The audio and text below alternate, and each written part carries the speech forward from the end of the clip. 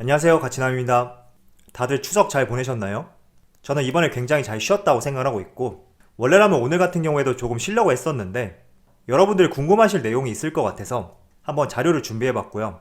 제가 오늘 여러분들에게 말씀드린 내용은 트럼프 대통령이 코로나 확진 판정을 받았는데, 우리가 앞으로 어떤 점에 대해서 주목을 해야 되는지 말씀을 들어보고, 앞으로의 주가 흐름에 대해서도 한번 말씀을 들어보도록 하겠습니다. 아마 여러분들도 다 아실 거예요. 추석 내내 속보로 다뤄졌던 내용이었고 뉴스를 틀면 일면으로 나왔던 내용이기 때문에 다들 이 내용에 대해서 아실 거라 생각을 하고 있고, 제가 차트를 보면서 같이 한번 말씀을 들어보도록 하겠습니다.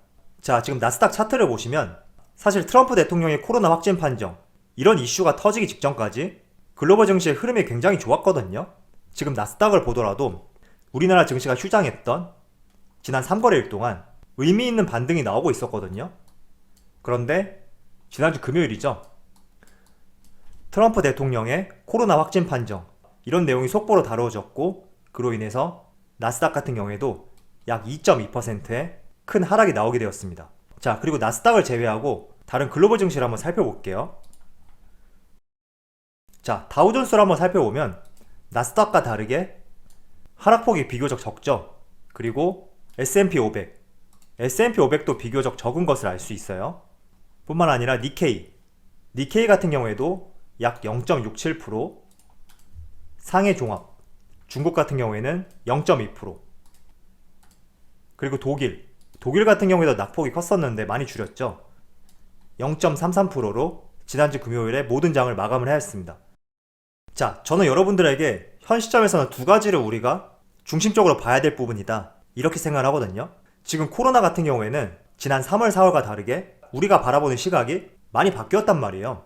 만약에 3월, 4월 같은 시점에 트럼프 대통령이 확진을 받았다, 굉장히 시장에는 파급력이 커지겠죠. 그런데 현 시점에서는 트럼프 대통령의 코로나 확진, 이 이슈는 단발적으로 끝날 가능성이 높다, 저는 이렇게 생각하고 있습니다.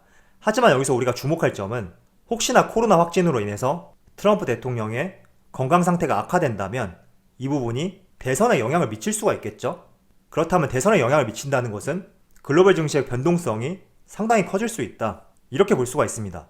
때문에 제 개인적인 견해는 단순히 트럼프 대통령이 코로나 확진 판정을 받았다, 이 이슈는 단발적인 악재로 끝날 가능성이 높지만, 우리가 가장 주목할 점은 혹시나 이런 코로나 확진 판정으로 인한 대선에 영향을 미칠 가능성, 이 부분을 중점적으로 봐야 되고, 대선에 영향을 미칠 경우에는 증시의 변동성이 커질 수 있지 않나, 이런 생각을 하고 있습니다. 자, 추가적인 내용을 말씀드리기 전에 지금 나스닥하고 다우지수 하락폭이 조금 다르단 말이에요. 제가 나스닥, 다우존스, S&P 500 차이점에 대해서 간단하게 말씀을 드릴게요. 자, 미국에는 크게 지수를 세 가지로 나누거든요. 첫 번째가 다우지수, 두 번째가 S&P 500, 세 번째가 나스닥, 이렇게 구분이 되고, 간단하게 설명을 드리면 우리나라 증시 같은 경우에는 코스피, 코스닥, 이렇게 A와 B 구분이 명확하게 된단 말이죠. 그런데 미국 증시 같은 경우에는 우리나라하고 개념이 조금 다르다고 보시면 돼요. 여기 다우지수 같은 경우에는 업종별로 30개의 대표 종목들의 주가의 단순 평균한 값을 나타내게 되거든요. 그래서 종목수는 30개밖에 되지 않고, 대표적으로 IT 같은 경우에는 애플과 MS, 그리고 의료 쪽은 화이자, 이어서 소비자 같은 경우에는 맥도날드하고 코카콜라, 이런 기업들이 포함이 될 수 있어요. 그리고 S&P 500 같은 경우에는 코스피로 비교를 하자면 코스피 200, 그래서 회사의 규모라든지 산업의 대표성, 그 외 여러 가지들을 감안해서 500개 회사를 특정 기간 내에 산정하고 시가총액 가중 방식으로 지수를 산정한다, 이렇게 이해를 하시면 좋을 것 같습니다. 그리고 나스닥 같은 경우에는 우리가 흔히 알고 있는 기술주와 성장주 중심으로 이루어져 있고, S&P 500하고 마찬가지로 시가총액 가중 방식으로 지수를 산정하게 됩니다. 그래서 우리가 미국 증시를 볼 때는 S&P 500과 나스닥을 중심적으로 보는 것이 가장 좋은 방법이다, 저는 이렇게 생각하고 있고, 그 중에서도 나스닥 같은 경우에는 많은 종목들이 포함되어 있기 때문에 우리가 미국 증시를 바라볼 때 나스닥 중심으로 바라보는 것이 좋은 방향이지 않을까, 이런 말씀을 드릴게요. 자, 제가 지난 9월 말부터 방금 전까지 글로벌 증시에 대해서 여러분들에게 어두운 면만 많이 말씀을 드렸던 것 같아요. 하지만 한 가지 우리가 긍정적으로 볼 부분도 있거든요. 여기 기사를 살펴보시면 미국의 5차 경기 부양안, 이 점을 한번 주의 깊게 바라볼 필요가 있다, 이런 말씀을 드리고 싶어요. 지금 미국의 경기 부양책 같은 경우에는 코로나가 정점을 찍었던 3월과 4월, 약 3조 달러에 달하는 4차례 경기 부양책이 미 의회를 통과했거든요. 그런데 5차 경기 부양안 같은 경우에는 민주당과 공화당 측에서 이견을 좁히지 못하고 현재 교착 상태에 빠져 있다. 이렇게 보시면 돼요. 그런데 이번에 트럼프 대통령이 코로나 확진 판정을 받으면서 초당적으로 경기 부양책이 타결될 가능성이 있다. 이런 내용들이 발표되고 있거든요. 그래서 우리가 이 부분은 어떻게 진전이 될지는 저도 예측을 할 수 없어요. 그렇지만 우리가 긍정적인 부분과 부정적인 부분을 같이 공존해서 쳐다보면서 대응할 필요가 있다고 말씀을 드리고 싶습니다. 자, 이번 추석 기간 내 우리나라의 코로나 확진자 수를 한번 보시면 9월 29일날 100명을 넘고 다시 두 자릿수로 줄어들고 있죠. 그래서 이번에 트럼프 대통령의 코로나 확진 판정, 이 부분을 제외한다면 우리나라 증시가 하락으로 이어질 수 있는 특별한 부분은 없단 말이에요. 그래서 우리가 앞서 말씀드린 부정적인 부분과 긍정적인 부분이 상존하기 때문에 너무 큰 부담으로 시장을 바라볼 필요는 없다고 생각하고 있고, 다만 지난주 금요일날 우리나라가 휴장을 할 때 글로벌 증시가 트럼프 대통령의 코로나 확진 판정으로 인해서 일부 하락 국면이 나왔기 때문에 내일 우리나라 증시에 일부 영향을 미칠 수도 있다, 이렇게 생각하고 있습니다. 그렇지만 앞서 말씀드린 대로 긍정적인 부분과 부정적인 부분이 존재하기 때문에 우리가 나눠서 생각해 볼 필요도 있다고 저는 생각하고 있습니다.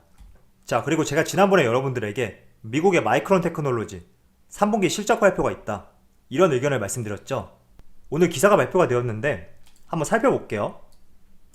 미국의 마이크론 테크놀로지 같은 경우에는 지난해 같은 기간보다 매출은 24%, 영업이익은 78% 증가했다, 이런 발표가 나왔습니다.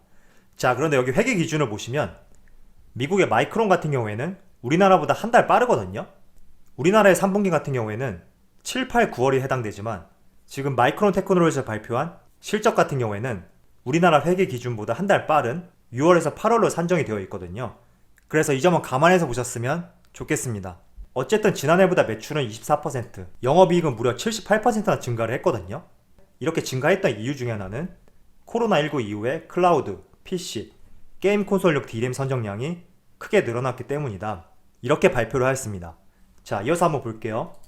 자, 일단 3분기 같은 경우에는 마이크론 테크놀로지의 실적이 상당히 좋게 나왔단 말이죠. 그런데 내용을 살펴보시면 4분기를 상당히 우려하고 있다 라는 점을 알 수가 있어요.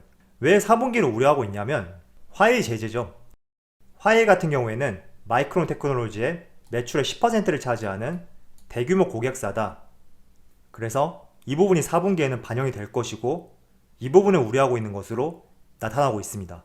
자, 그렇다면 우리나라도 마찬가지겠죠. 삼성전자와 SK하이닉스, 화웨이의 매출 비중만 살펴본다면 SK하이닉스가 화웨이발 매출이 약 10%가 조금 넘고 있거든요. 반면에 삼성전자 같은 경우에는 5%가 채 되지 않고 있기 때문에 미국의 마이크론 테크놀로지의 실적 전망이 삼성전자보다는 SK하이닉스와 조금 더 닮을 가능성이 높다, 이렇게 생각하고 있고, 여러분들이 투자를 하신 입장에서는 이 점을 감안해서 생각해 주신다면 앞으로의 3분기의 실적 발표와 4분기에 대한 전망 같이 한번 고려할 수 있는 내용이 될 수 있을 것이라고 생각하고 있습니다. 자, 그래서 오늘 결론을 한번 말씀을 드려볼게요.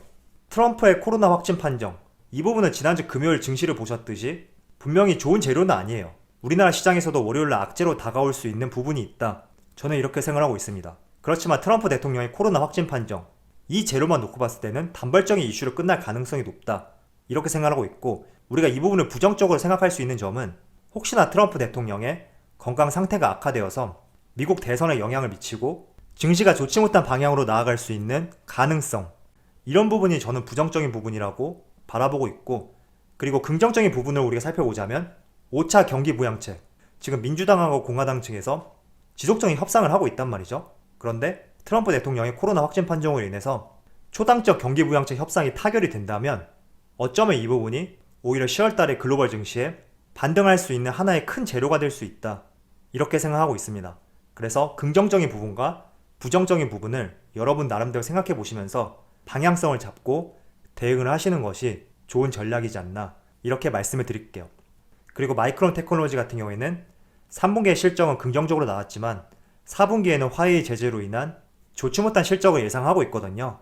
그래서 삼성전자와 SK하이닉스를 투자하신 분들이라면 이런 내용을 토대로 앞으로의 3분기 실적과 4분기 전망에 대해서 같이 해보셨으면 좋겠고요. 특히 SK하이닉스, 마이크론 테크놀로지하고 사업 방식이 굉장히 비슷하죠. SK 하이닉스에 투자하신 분들이라면 조금 더 마이크론 테크놀로지의 3분기 실적과 4분기 전망을 더욱 참조를 해보시고 대응을 해주시면 좋을 것 같습니다.